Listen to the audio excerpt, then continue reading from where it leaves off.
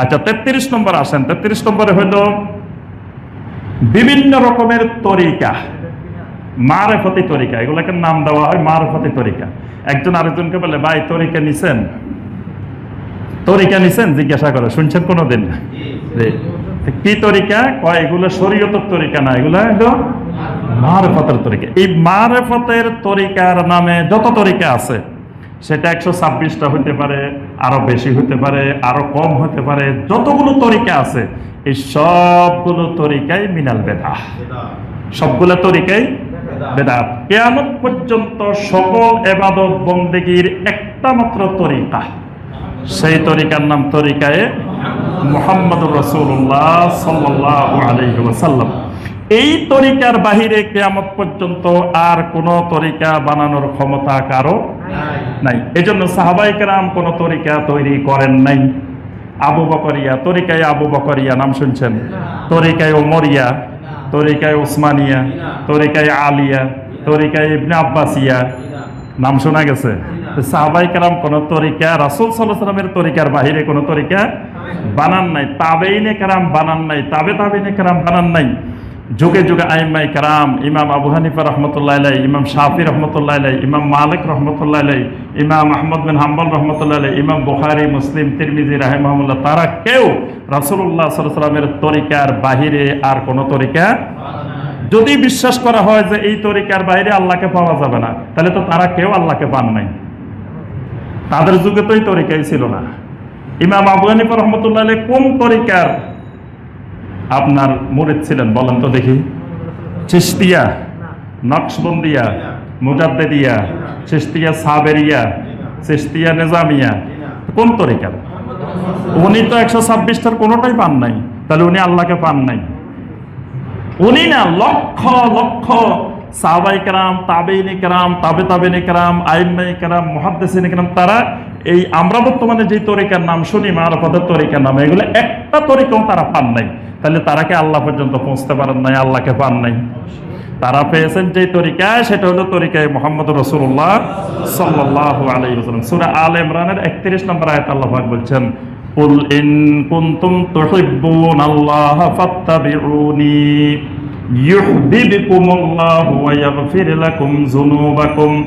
যদি তোমরা আল্লাহকে পাইতে চাও, আল্লাহকে ভালোবাসতে চাও, আল্লাহকে মহব্বত করতে চাও, ফাত্তাবিউনি, তাহলে একমাত্র কিয়ামত পর্যন্ত আমার ইত্তেবা করা লাগবে।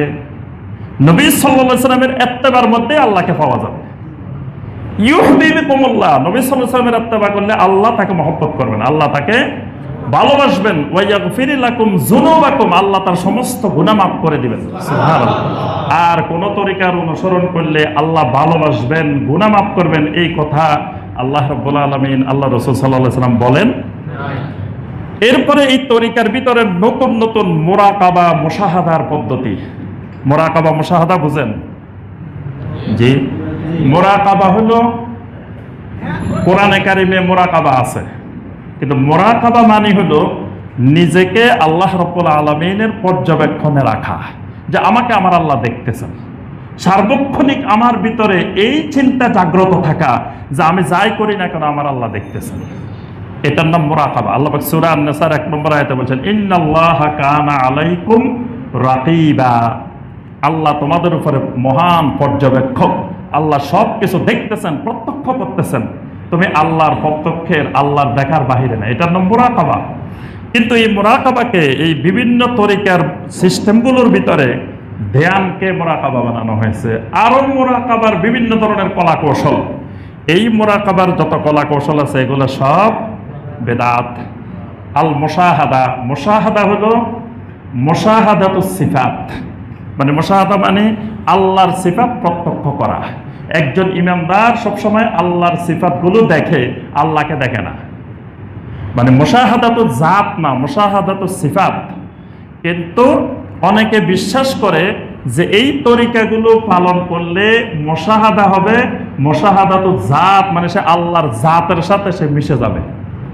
নাউযুবিল্লাহ। এই ধারণাটাও শিরকি ধারণা, কুফরি ধারণা। এরপরে বিশেষ বিশেষ পদ্ধতির জিকির, জিকিরের বিভিন্ন ধরনের পদ্ধতি আবিষ্কার করা হয়েছে এই তরিকাগুলোর মধ্যে। রাসূলুল্লাহ সাল্লাল্লাহু আলাইহি ওয়াসাল্লাম সারা জীবন জিকির করেছেন, সাহাবায়ে কেরাম জিকির করেছেন, তাবেঈনে কেরাম জিকির করেছেন, তাবেঈনে কেরাম জিকির করেছেন। খালি জিকির করেন নাই, সবচাইতে বেশি তারা আল্লাহর জিকির করেছেন, সার্বক্ষণিক আল্লাহর জিকির করেছেন। তারা কোন তরিকার জিকির করছেন? জি, তাদের আমলে কি এসব তরিকা জিকির ছিল? তাহলে তারা নবী সাল্লাল্লাহু আলাইহি ওয়াসাল্লামের পদ্ধতিতে জিকির করে আল্লাহর প্রিয় বান্দা হয়ে গেছেন, জান্নাতি হয়ে গেছেন, জাহান্নাম থেকে মুক্তি পেয়ে গেছেন। তাহলে আমি আপনিও সাহাবায়ে কেরামের সেই জিকিরগুলো, যেই জিকির সাহাবায়ে কেরাম করেছেন, যেভাবে করেছেন সেইভাবে করলে সেটার মাধ্যমে আল্লাহ সুবহানাহু ওয়া তাআলাকে পাওয়া যাবে। এটাই একমাত্র আল্লাহকে পাওয়ার মাধ্যম। কিন্তু সেই তরিকা বাদ দিয়ে নিজেরা বিভিন্ন জিকিরের পদ্ধতি বানিয়ে নেওয়া, গান গেয়ে গেয়ে জিকির করা। এখন তো ফেসবুকের যুগ, কত রকমের গান যে গায়, গড়গড়াইয়া পানি পড়ে, বাবা আমায় দেখতেছে, মানিক আমার বুকে আয়, নাচি নাচি গান গেয়ে গিয়ে জিকির করতেছে। তারপরে বলতেছে যে অমুক বাবা, শাহ আলী বাবা, কাল্লা বাবা, অমুক বাবা, তমুক বাবা। নাউজুবিল্লাহ। জিকির হবে আল্লাহ, জিকির কোনো বাবার না, জিকির দুনিয়ার কোনো মানুষের না। তো জিকিরের মধ্যে বাবার কথা আসবে কেন?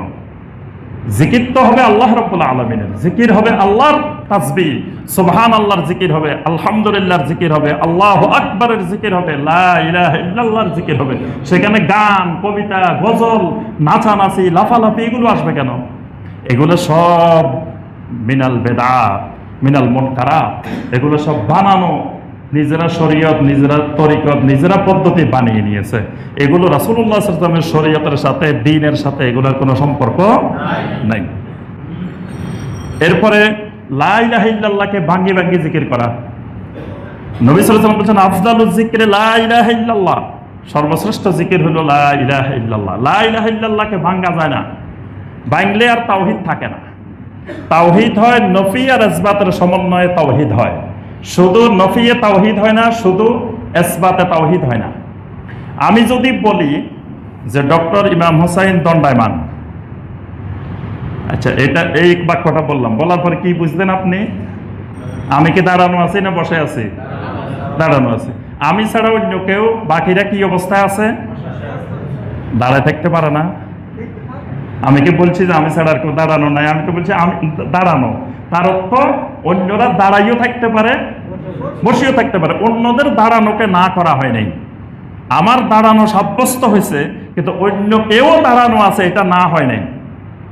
কিন্তু যখন আমি বলবো ডক্টর ইমাম হুসাইন ব্যতীত আর কেউ দণ্ডায়মান নেই, তখন হবে একমাত্র আমি দাঁড়ানো, আর কোনো মানুষ দাঁড়ানো। এজন্য কালেমাটা হলো যুগে যুগে আদম আলাইহিস সালাম থেকে হাজার হাজার বছরে এক কালেমার দাওয়াত দেওয়া হয়েছে, লা ইলাহা ইল্লাল্লাহ। নফি এবং ইসবাতকে সমন্বয় করে তাওহীদের দাওয়াত দেওয়া হয়েছে। শুধু আল্লাহ আমাদের মাবুদ এইভাবে দাওয়াত দেওয়া হয় নাই, আল্লাহু ইলাহুনা এইভাবে দাওয়াত দেওয়া হয় নাই। দাওয়াতটা এসেছে লা ইলাহা ইল্লাল্লাহ, অর্থাৎ নফি ইসবাতের সমন্বয়। এটা আমরা আরেকদিন বিস্তারিত আলোচনা করব। নফি এবং ইসবাতের সমন্বয়ে তাওহীদ হয়, না হয় তাওহীদ হয় না।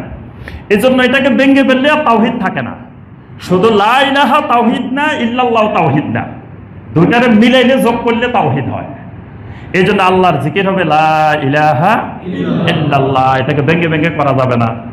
আল্লাহকে ভেঙে ভেঙে আল্লাহ আল্লাহ, হু হু, হা হা এই জাতীয় জিকিরও করা যাবে না। অর্থাৎ বিশেষ বিশেষ পদ্ধতিতে জিকির, এই জাতীয় জিকির করা যাবে না। এই ব্যাপারে শাইখ বিন বাজ রাহিমাহুল্লাহ তিনি তার ফতোয়ার মধ্যে বলেন যে এই জাতীয় যত তরিকা আমরা মারফতের তরিকার নামে শুনি, লাইসা লিত-তুরুকি সুফিয়্যা আসলুন ফিশ শারঈ, শরীয়তে এর কোনো বিন্দুমাত্র ভিত্তি নাই। বাল হিয়া মুহদাসা ওয়া বিদআ মুনকারা, এটা নতুন বানানো, নতুন তৈরি এবং মুনকারা বিদআত। প্রত্যেক মুসলিমের উচিত তারা ইলম এবং আমল শিখবে আল্লাহর কিতাব থেকে, আল্লাহ রাসূলের সুন্নাহ থেকে, কোন তরিকা থেকে নয়।